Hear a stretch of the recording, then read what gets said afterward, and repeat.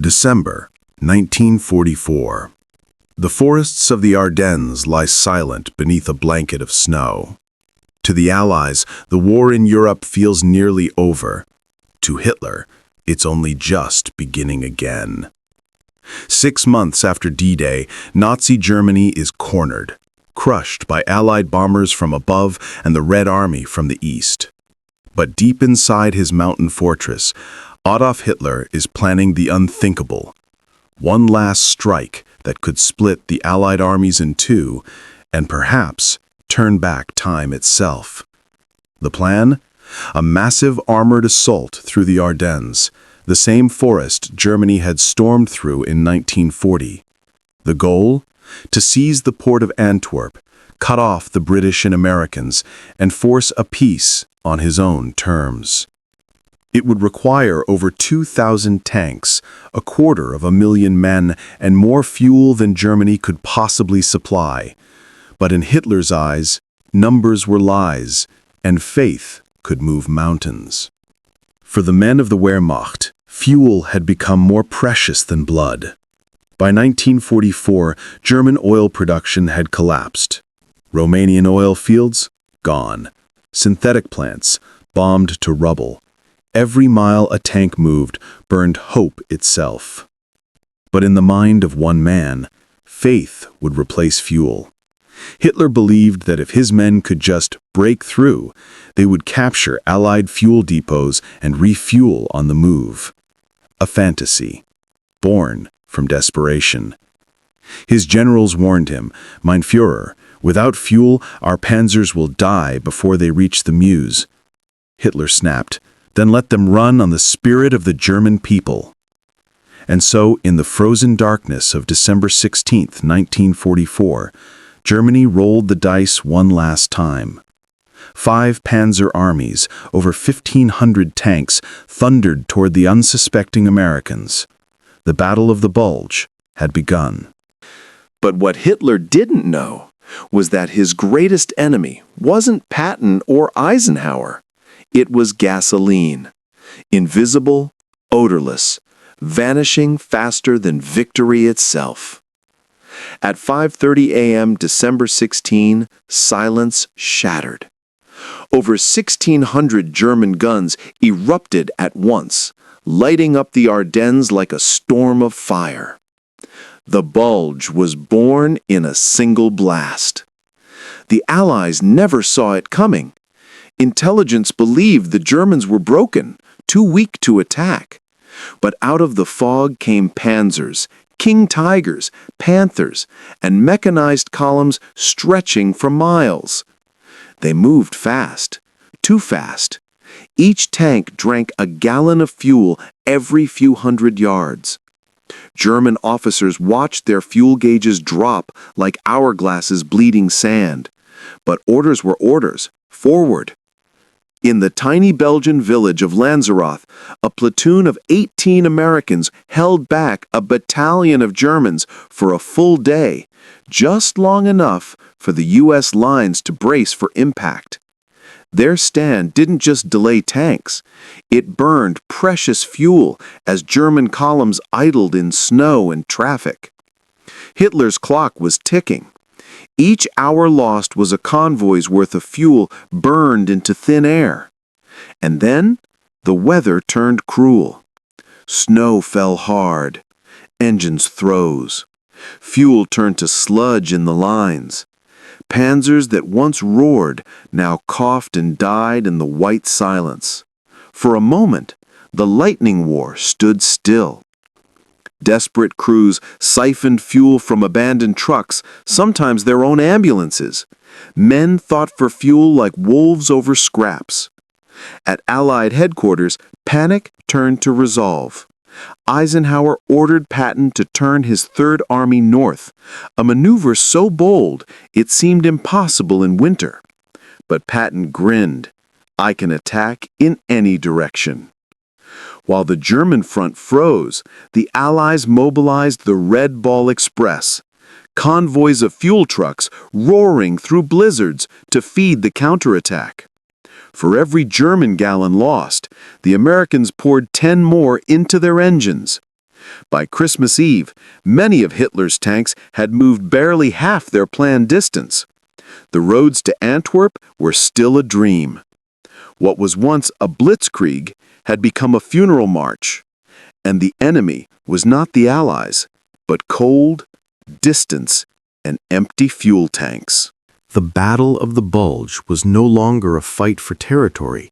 It was a fight against time, and time was running out. By Christmas of 1944, the forests of the Ardennes were no longer quiet. They echoed with the sound of engines dying. The German dream of victory, the grand counteroffensive that was supposed to turn the tide, was bleeding out in the snow.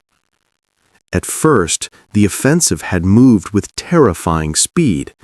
Entire American divisions had been pushed back, towns overrun, soldiers captured. Hitler's general spoke of another 1940, a repeat of the lightning victory that had once crushed France. But the reality was far different. Fuel was vanishing faster than courage. Every tank that moved burned more of it, and every hour spent waiting in traffic jams consumed the rest. Columns stretched for miles along narrow, icy roads, vehicles bumper to bumper, engines idling, wasting what little fuel they had. When the front tanks ran dry, the ones behind them couldn't move at all. The entire offensive began to choke on its own logistics.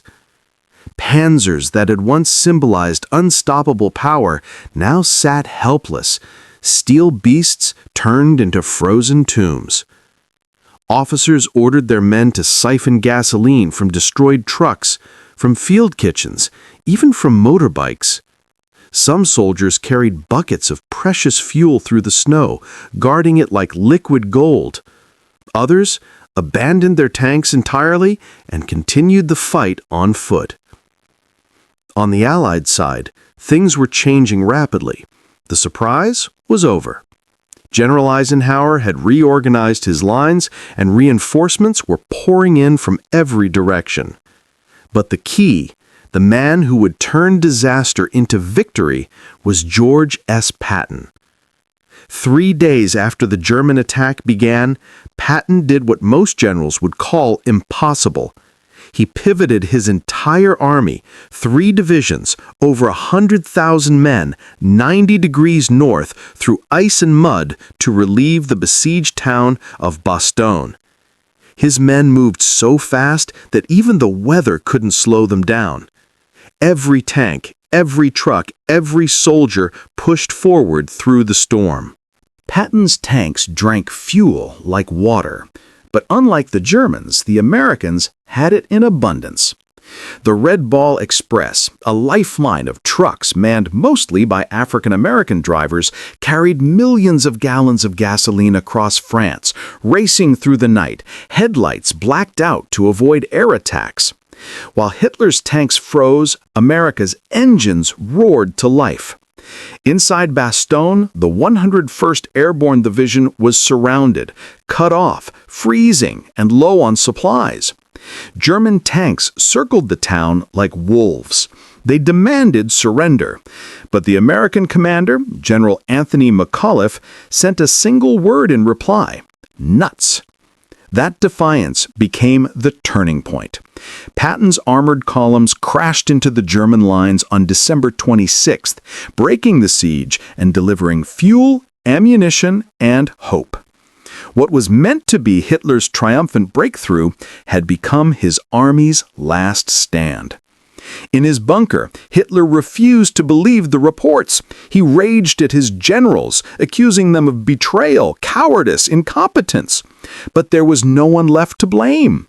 His panzers had no fuel, his Luftwaffe had no sky, and his empire had no future. The offensive that began as Germany's last hope ended as its final tragedy.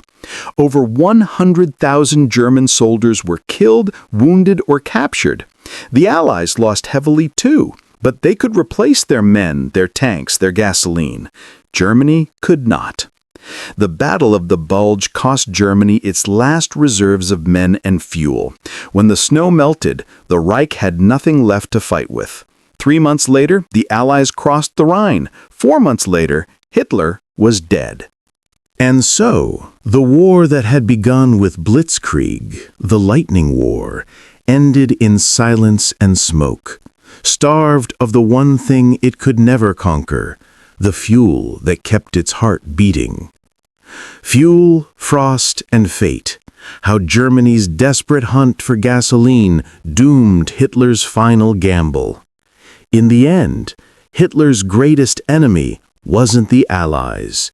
It was reality.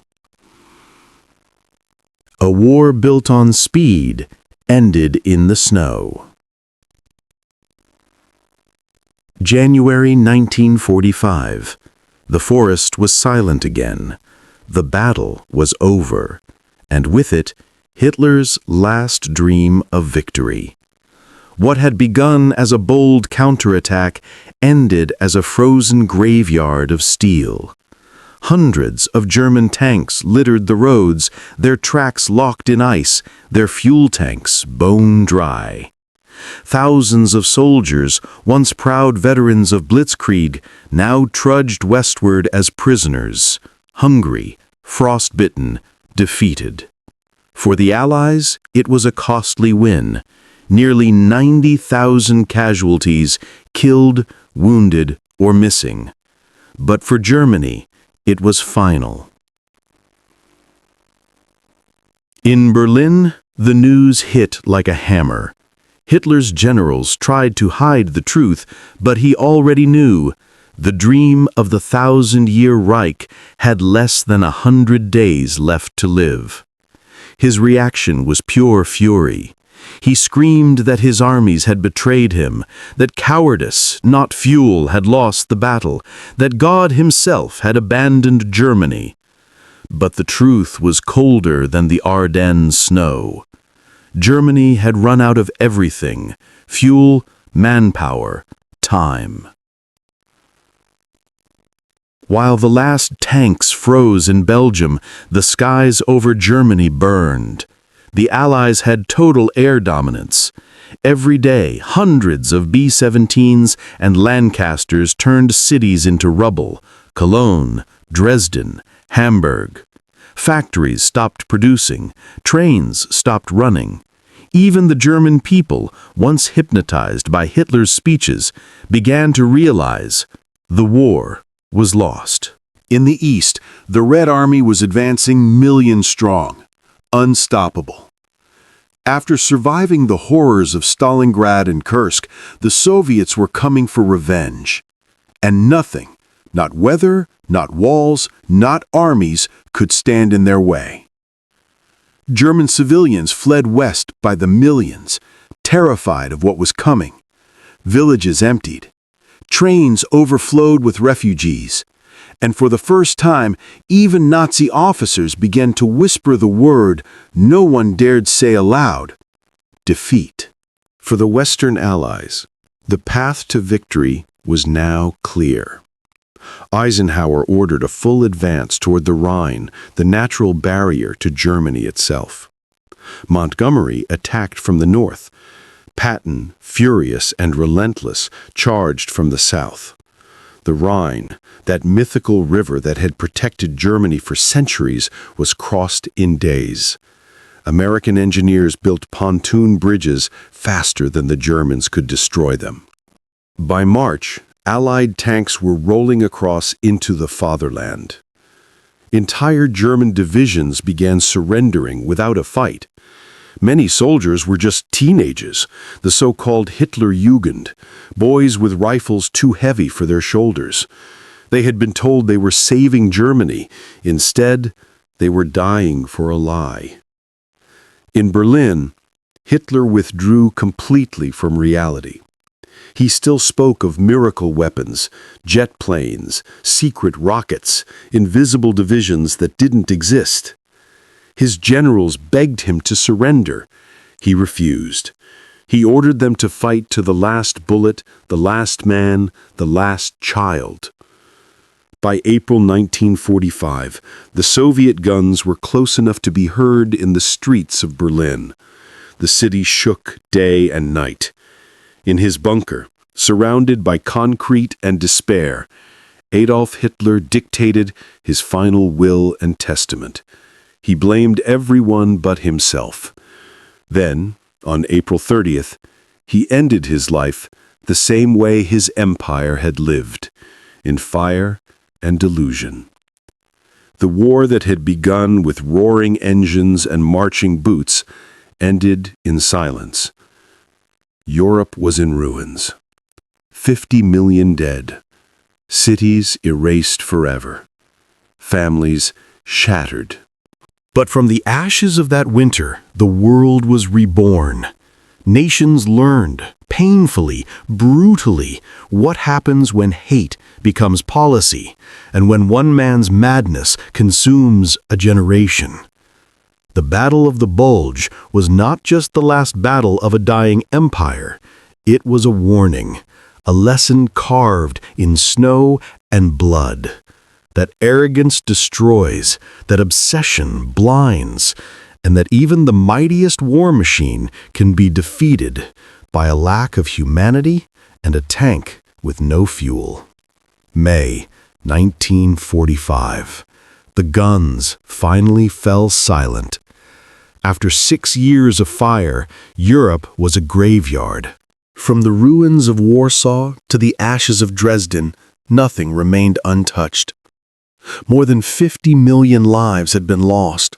Soldiers, civilians, children. The air still smelled of smoke and death. The world had survived the greatest catastrophe in human history, but the question was, what now? When Allied forces uncovered the Nazi concentration camps, Buchenwald, Dachau, and Auschwitz, the world saw the true face of the Reich. Mountains of shoes, piles of bones, gas chambers still stained with the marks of fingernails. Generals who had fought hundreds of battles stood speechless. Reporters wept behind their cameras. The war had not just been about land or power. It had been a war for humanity itself. The victors decided that justice had to be seen, not just served. So in Nuremberg, Germany, the surviving Nazi leaders were put on trial, the first international war crimes tribunal in history. For the world, it was a statement. Never again. But even as justice unfolded, a new shadow was rising. The alliance that had defeated Hitler was beginning to fracture. The Soviet Union had liberated half of Europe and refused to leave. Behind Stalin's Iron Curtain, new regimes appeared, loyal only to Moscow. To the West, the United States and its allies saw a new kind of threat. Not fascism this time, but communism.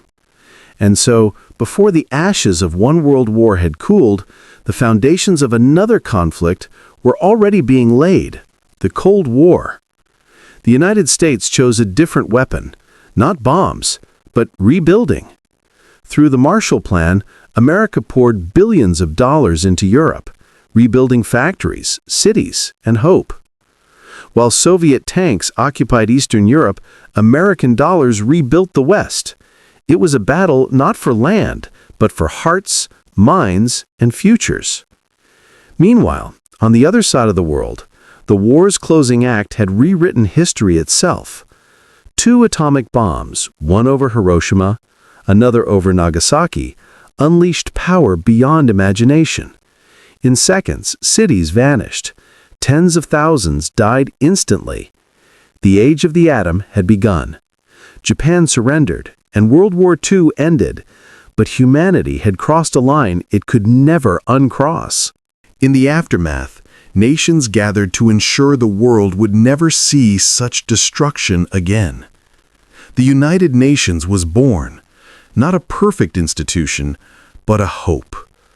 A place where words might replace bombs. But peace was fragile. The same factories that once built tanks were now building missiles. The same scientists who designed V-2 rockets for Hitler were now working for Washington and Moscow. Technology was racing forward, but humanity was still learning how to control its own power. For America, victory brought both pride and responsibility. It emerged from the war richer, stronger, and united. Its industries, the same that built tanks, planes, and ships, now built cars, homes, and a new middle class. But the shadow of the Cold War meant the U.S. could never truly stand down. Every success was measured against the Soviets. Every discovery became a race, from nuclear arms to space itself. In 1961, a wall rose through Berlin, concrete proof that the world, once united against tyranny, was now split in two. East versus West. Communism versus capitalism. The echo of Hitler's war still haunted every border, every speech, every soldier standing guard at Checkpoint Charlie. But time has a strange way of healing even the deepest wounds. The same Europe, once drowned in blood, became a beacon of peace and cooperation. Germany rebuilt, not as a conqueror, but as a cornerstone of democracy. The enemies of the 1940s became the allies of a new world. Out of the ashes of war, humanity found a second chance. World War II didn't just change borders, it changed everything. It gave us radar, rockets, antibiotics, and computers. It reshaped politics, technology, and morality. It showed us how far human beings could fall and how far they could rise again. Every city rebuilt, every freedom protected, every peace treaty signed, they all trace back to those who fought, bled, and died between 1939 and 1945. For them, history isn't just written in books, it's carved in graves, etched in metals, and remembered in the silence after the last gun falls quiet. Out of fire came hope. Out of war came peace. And out of the ruins of tyranny came the most powerful reminder of all: never again.